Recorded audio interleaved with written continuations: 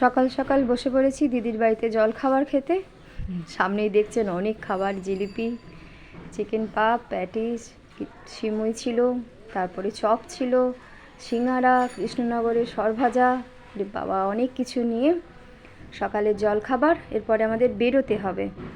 মাঝে আর ভিডিও করতে পারিনি, প্রচণ্ড বৃষ্টি হচ্ছিল। বাড়ি থেকে বেরোনোর সময় ট্রেনে উঠে গেছিলাম।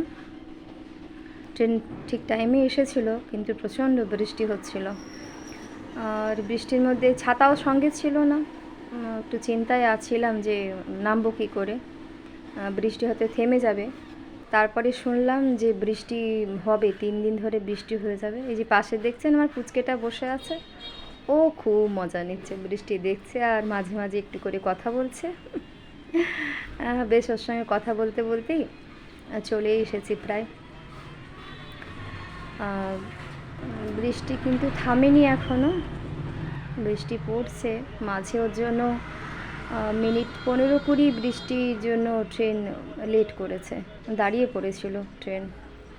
কোথায় বলছে জল জমেছে, ওর জন্য দেরি হয়েছে। দেখা যাক, একটু বৃষ্টি থেমেছে, যদি নামার সময় বৃষ্টিটা বন্ধ হয় খুব ভালো হবে। ও পেয়ারাওয়ালার কাছে পেয়ারা খেয়েছি আমরা।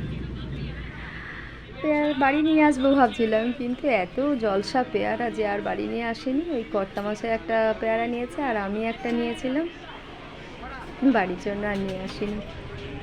আমাদের নামার সময় হয়ে এলো, স্টেশনে ট্রেন ঢুকছে, এবারে নামার পালা। ছাতা তো নেই, বৃষ্টিও থামেনি, ভিজে ভিজেই বাড়ি ফিরতে হবে।